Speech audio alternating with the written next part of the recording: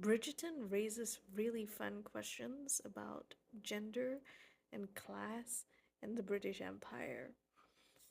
So, what does our love of period dramas and, you know, wanting immersion in this fantasy slash historical world and the stories, the very compelling stories that are told in these worlds say about us, and how can we respond to them?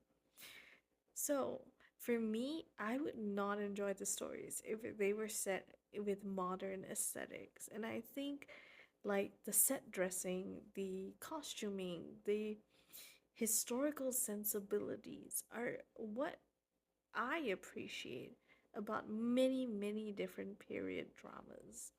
And Bridgerton for me is a mixture of hits and misses. Season 4, I think, is the best so far. Um, but it's not just Bridgerton. You know, whatever is in the latest, Outlander, Little Women. Here's the thing though.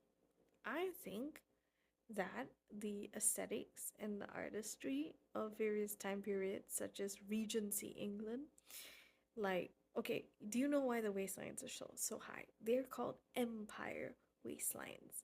The fashion is inseparable from the politics because they were idealizing and looking to the Greco Roman empires for inspiration and for art to see themselves in ancient Greece and Rome. And guess what? They were reading and they were immersed in so called period dramas of, the classics.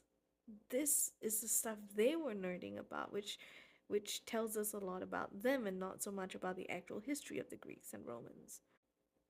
But in our appreciation and enjoyment of these art forms, we can actually engage with the social history and the political history.